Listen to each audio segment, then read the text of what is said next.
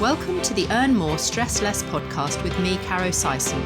This podcast is for self-employed business owners just like you, who really want to grow their business and become successful and profitable, but without all the stress and hassle. I want to share my 30 years of business experience to show you how simple it can be to earn more money and how you can get organised without needing a business degree or any other qualifications. I'll be talking about the easy steps that you can put in place right now to start earning more money today and to help you get the business that you deserve and dream of. Without further ado, let's get started. This week's podcast is sponsored by Pocket PA, helping self-employed business owners to get organised, understand their finances and do their accounts all in one place using a powerful online tool.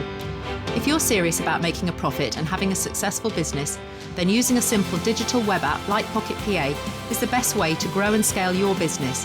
Visit pocketpa.com for more details and start managing your money like a pro today.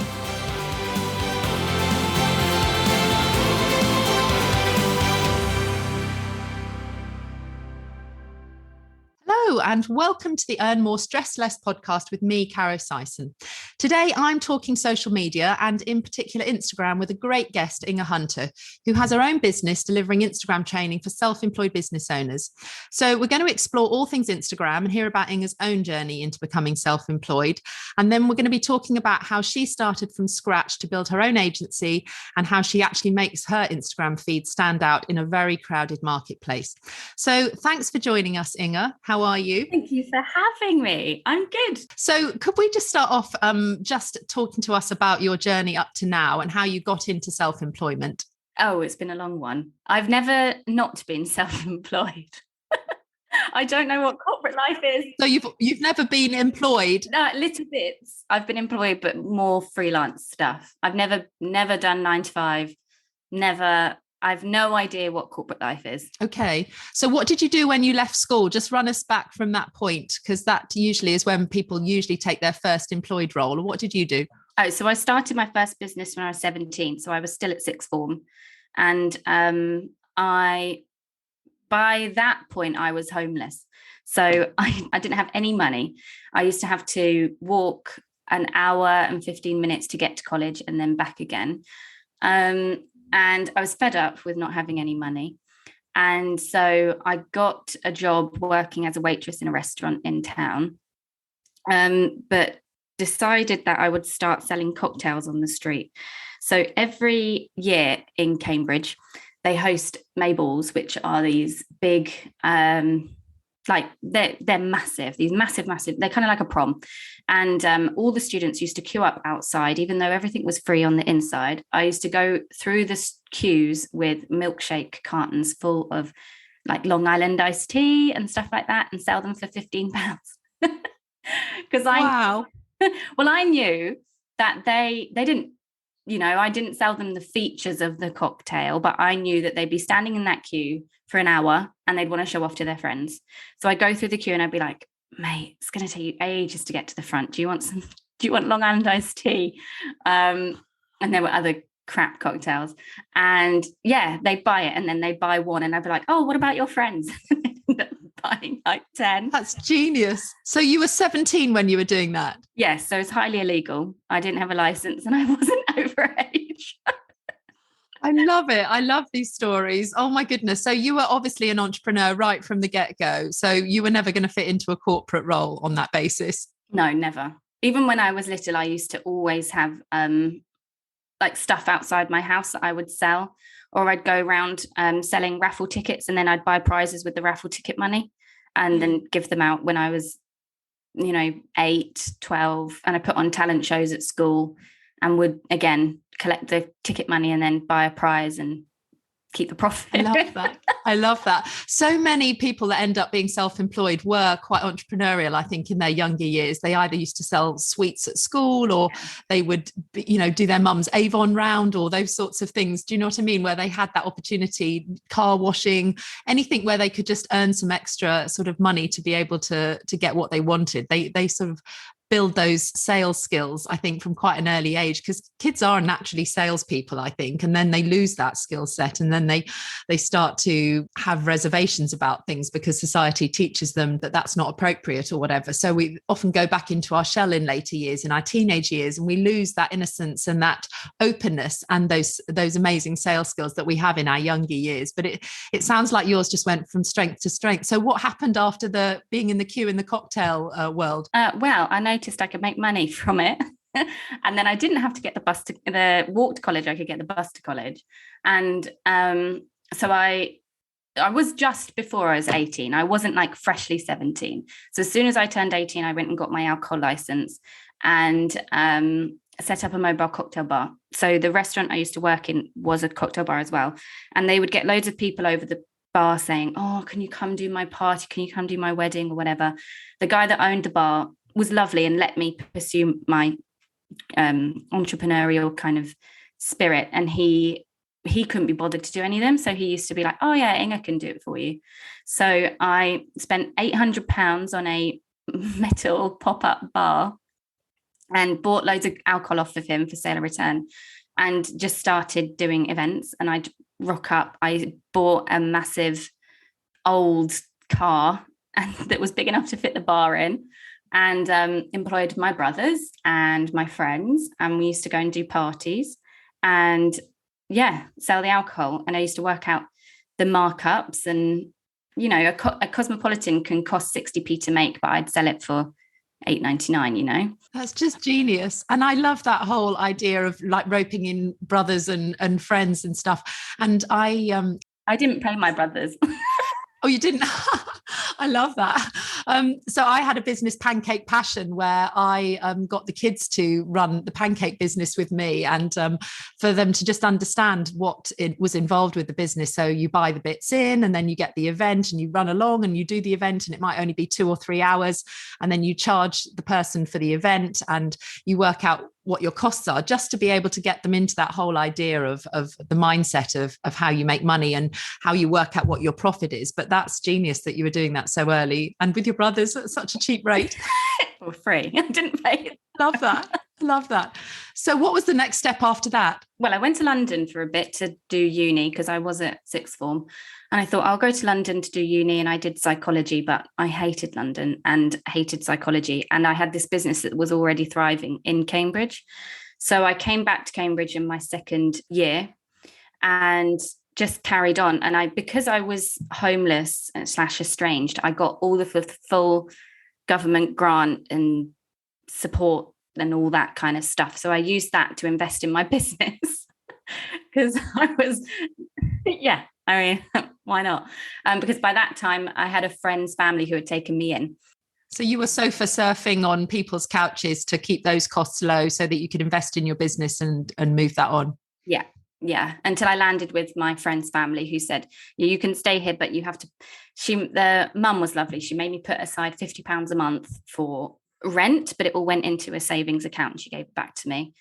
And it grew from there. So I would spend my all of my evening and weekends either working at the bar where I was working because it was seasonal, so I still had a job, or doing events.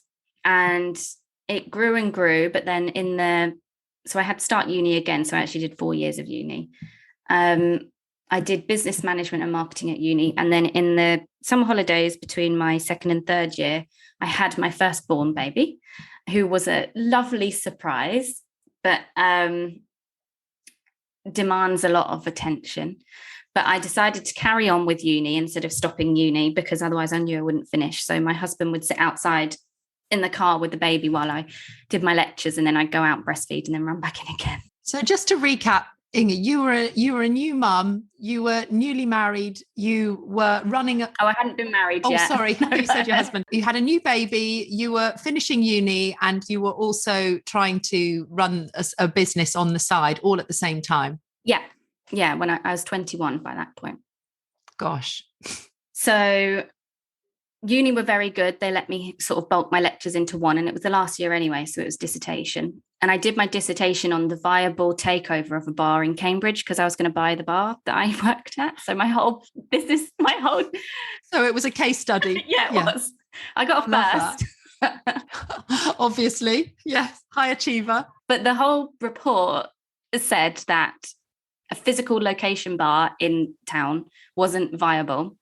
And so I didn't buy the bar that I was going to buy. He sold it to someone else anyway. But without the cost of having the overhead of the premises, it was a very profitable business. So I carried on pushing the mobile cocktail bar, and that grew into event management, because I'd started to advise people and, would just charge them extra for, I'll come do the whole event, I'll do the bar, I'll make sure it all happens. And to further my skills, I then freelanced with a events company and did event management for them, and also wedding planning for them.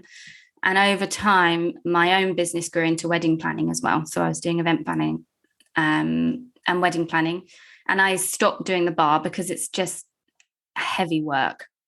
And I had a baby, and I was working weekends and evenings and lugging this fucking huge metal bar around. Well, by then, actually, I'd bought a massive, it was beautiful, like 3-piece wooden bar. And so started, doing wedding planning, and I had like a list of staff that I would call on when I needed. And then I used to get all of my clients through social media. So I used to get a lot of my clients, I would network through Instagram and get client referrals and get clients directly through Instagram. And by 2012, I had my second born, and I was in the hospital. He was a planned cesarean so that I could plan it in between some weddings I had on, because he was May. How organised. Yeah. I know. My whole life, my kids have had to fit in with my business life since I was... So it wasn't that you were too posh to push, you were just too busy to be able to have an unplanned delivery. Well, yeah. No, I also did have preeclampsia. So okay. So I used that to make sure that he was born in between 2 weddings I had. And I had my laptop at the hospital, and I was doing literally just come out of having a cesarean, breastfeeding, and working on my wedding. And I at that point decided that would be my last wedding ever. I'm not fucking doing this again. It was too much. Yeah. And also weddings is so seasonal, and events is so seasonal, and it's very hard to keep a regular cash flow going from, you get like 20 grand in February and then nothing. And I'm not great at managing money, in all honesty. I need that regular income. So I was also, by that point, because it was so seasonal, working with a marketing agency and freelancing, doing content creation and social media management for them. They were really, really crap. And so I thought, well, lots of people kept asking me about how to get clients in Instagram, and also I realized that agencies generally are quite shit. They're not very client-led. So I started pitching out social media management to other small businesses. So I used to contact people in my local area and say, your Instagram's really, really shit. You should do something about it because your brand looks crap. And get clients that way. So that's quite a bold, brave move to just sort of go into people's inboxes to do that. And how did it pan out? How did people respond? Did they come back to you, or did they ignore you, or what was their response? Yeah, no, they came back to me. To agree? Well, kind of agree. So I used to target hospitality establishments, which were generally run, because I knew the business, without meaning to generalize, especially sort of a while back, they were generally run by men who were quite egotistical. So like Michelin star chefs, or, owners of sort of 7 different restaurants and stuff. And so as soon as I from years of experience of working, know what to say to wind up a business owner. Hit the hot buttons. Yeah. And as soon as you do that, then you're in, because they, you know, the Michelin chef in particular, he was like, all right, then, if you think you can do better, let's talk about it. Yeah. If you're so cocky, who are you to say all that make those big, bold claims? So you would be really on the spot then. So what would you do? Oh, I'd set him a meeting and I'd turn up, and I'd literally turn up with my phone and me, and I, you know, I'm not very tall, 5'1", and say to them, like, literally pull up their Instagram, and I'd be like, this steak looks like it's inedible. This thing looks shit. This thing looks crap. And they'd be like, oh yeah, okay, maybe you've got a point. But someone actually turned around to me and said, who buys food off of seeing it on social media anyway? I was like, you're a fool. Yes. Yeah. People buy with their eyes, don't they? Yeah. So what were you doing? You were taking on these individual clients. You were pinpointing who you wanted to work with, highlighting their pain points, setting up a meeting, and then taking them on as a client to do their Instagram for them. Yeah. And I hired a few girls to help me do it. And then I branched out into not just hospitality, but anyone in the local area who I knew were not doing it very well. Because generally, I think it's moving there slowly, but generally traditional marketeers aren't very well equipped with social media knowledge. And so they'll try and apply some older techniques. I mean, I know because I did it at uni to social media, it just doesn't work. So one of the clients was like a developer, estate agent, and they used to say, oh, this is a timber frame house with slate roof tiles. And I'd be like, okay, 3 likes. Cut to the quick. Yeah. What will get more engagement on it? People don't buy the timber, they buy the Aga, they buy the tiles, they buy a door handle, they buy the view. So I flipped them around and sold 2 £1 million houses through Instagram DMs, and they handily had tracking so they could see where it come from. But it's just about, and then I sort of started to realize I just needed to teach people about the nuances of, it's just psychology and language, really. Psychology, language, and what the creative, you know, the photos, the videos, and that kind of stuff. So because I still had a hook in with the wedding industry, I used to consult people in the wedding industry as well. And over time, I realized that doing it for people was irritating. Like the phrase, you can't polish shit, comes to mind. Like, and they'd, you know, I'd go into, let's say, like the Michelin restaurant, and I'd go in and I'd change it round, and I'd change the thing. I bought myself a camera, even though I'm not a photographer, and would watch YouTube videos on how to take food photography. And over time, you know, their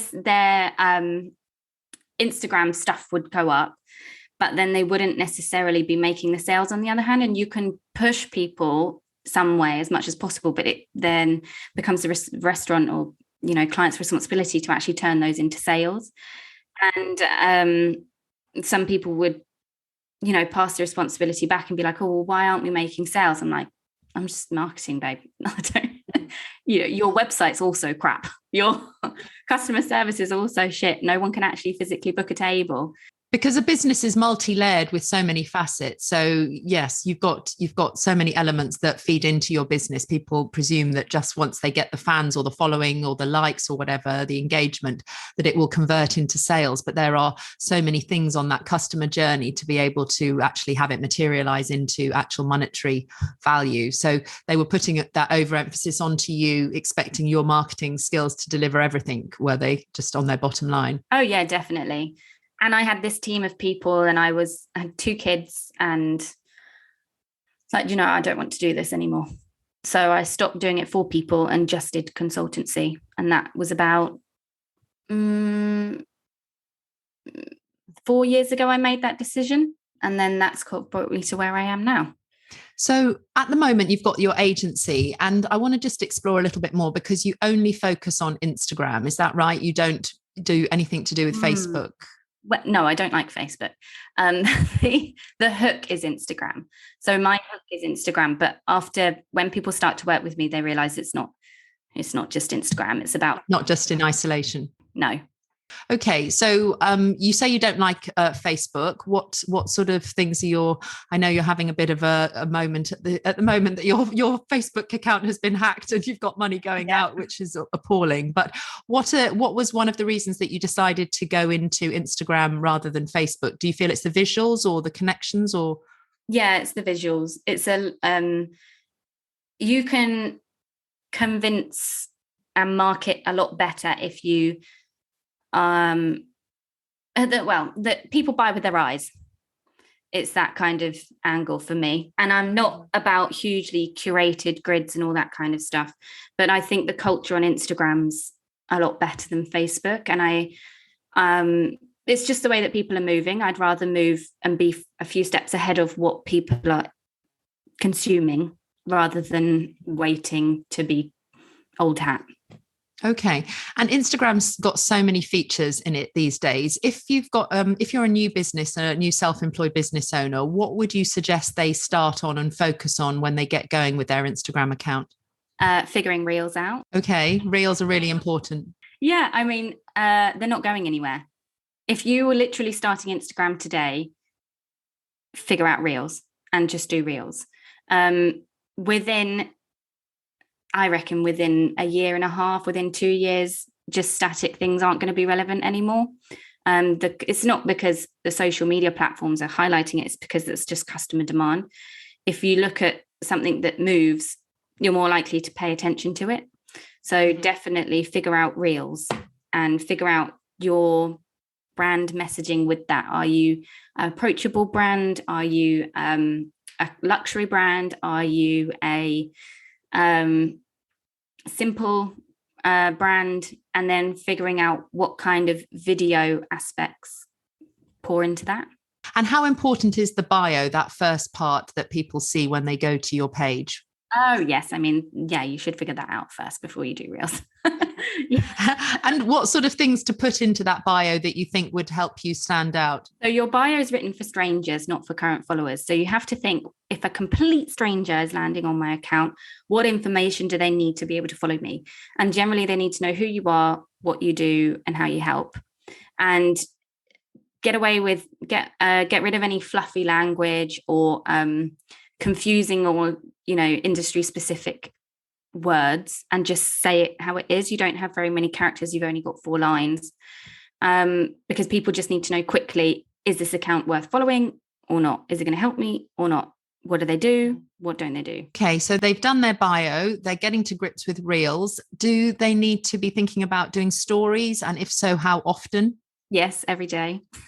Every day. 1 or 2, or they need to be continuously streaming? What would you suggest for somebody that's new? Yeah, not continuously streaming. If you're totally new, you do need to do stories every day, because they give a different message than static, grid stuff. So like Reels and things. You need to just prove that you're doing what you do.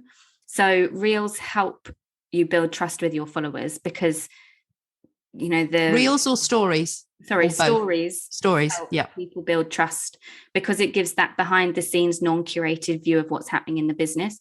And trust is where people make an assumption about your future behaviors based upon what they can currently see. So if you can show stuff in your stories that prove that you do what you say you're going to do, even if it's just sitting down at a computer, tell them about what you've been up to, or what you're working on, or if you've got products, show them your products, show them the creation of your products, and your personality. And it's going to help people connect with what you do a lot quicker than not doing stories. And what are your thoughts on using filters and things? Because I know for me, when I first began going on to stories, I was absolutely terrified. You know yourself that I was like got into a right old tizzy about putting my face in front of the camera to be on that stories. And I think that it is quite onerous for a lot of people to actually reveal themselves, to show their personality up. And I certainly started off with a filter, just something just a little bit to haze me out, to make me feel that I was one layer removed and that people couldn't see me for all of myself, I suppose. It was just sort of more of a security blanket for me. But I noticed, I mean, you're so proficient on, as you would expect, having heard your story now, your stories are just brilliant. And I don't think you've got a filter in your whole feed. I mean, that's the last thing that I think you'd be faffing around, and they see the real you, which I know people love. That's part of the thing that I love. So what are your thoughts on people using filters, or certainly at the beginning? Yeah, if you need to, then do. Don't use like a cat filter. You're really not going to see your face. The one with the cap and sunglasses, don't do that. But if you need to, because it's going to help you, it's going to be like a crutch for actually doing a story, then yeah, why not?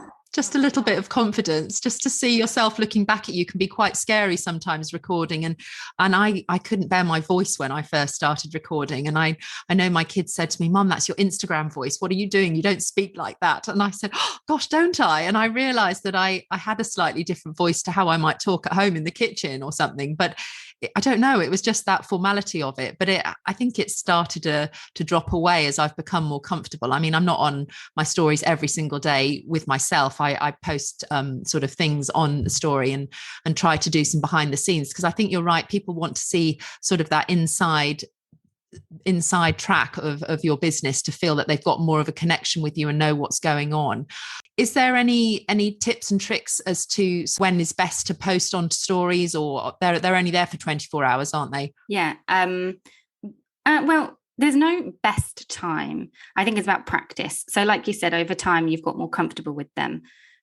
So I would probably set an alarm every morning when you have something casual going on, like when you're making your morning coffee or something, or when you're having a walk, at a time where you feel relaxed and you're doing something that's quite natural for you, and set an alarm to say, or just pop onto stories and talk about what you're going to do for that day.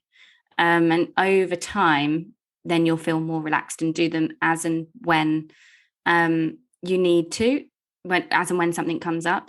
If you are going to do more than one a day, I would generally try to do maybe one in the morning, one at lunchtime, one in the evening. But there's no right time for stories, because they're up for 24 hours and people are browsing Instagram all times of the day. I mean, there is this sort of 6 p.m., 8 p.m. trend, but as long as you've done a story that day, you'll hit that time.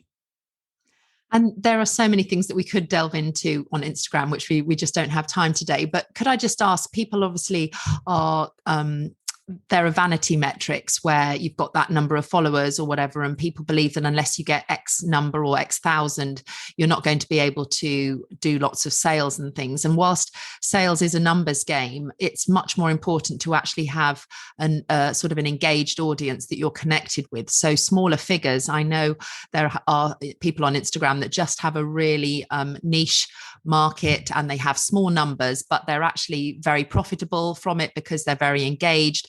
And those are sort of people that we can call micro influencers, because they have such good engagement. They don't need to have, hundreds of thousands or millions of followers that just follow them for the sort of the drama, etc. But they have a small niche audience of maybe between 4 and 10,000, but they have a really high level of income from them because they're so engaged, and they can see all that through their insights. So is it a misnomer that you have to have thousands and thousands of followers, and you need to buy them in to get more people to follow you in order to be able to make Instagram? Never buy them. Yeah. Never buy. Yeah, thank you. That's a good bit of advice for people, because I know that can be tempting. There's lots of people that jump into my DMs every day saying, you can get 10,000 followers, just pay this amount. And I'm just like, no, I don't want false accounts just to push my vanity metrics up. That's not what I'm looking for. I look for real connection with people that I can engage with, that are really the right fit for my product. Is that always the way to go? Oh, 100%. Mm-hmm. Think about it like a theatre, and you're on the stage.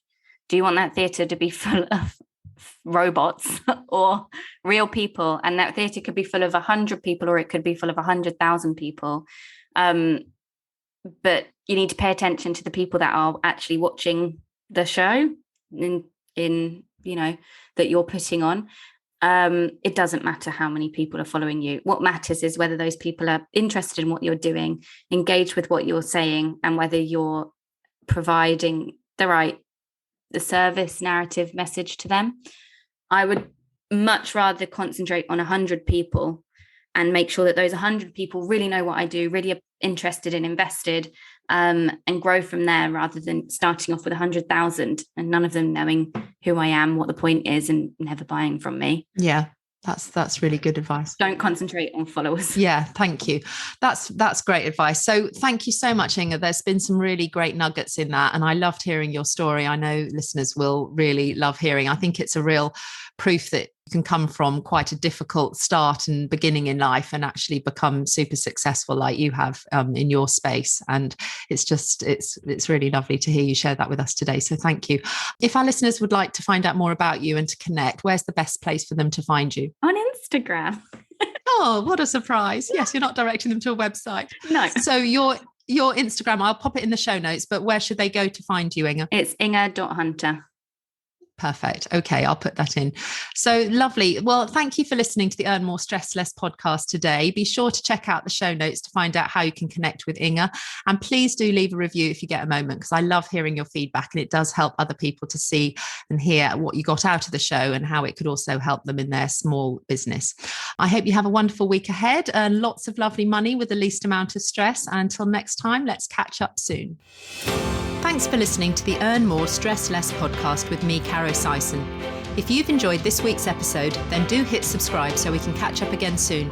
And please kindly leave a review if you've got a moment, and share with anyone else that you think this podcast could help on their self-employed journey. If you're ready to make bigger breakthroughs in your business life and want to get way more organised and understand your finances the really simple way, then start your very own 14-day free trial today using the super powerful software tool Pocket PA that I made for my own son and daughter. Go to pocketpa.com/podcast and let's get you on the way to earning more money and stressing much less. Have a great week, whatever you're doing.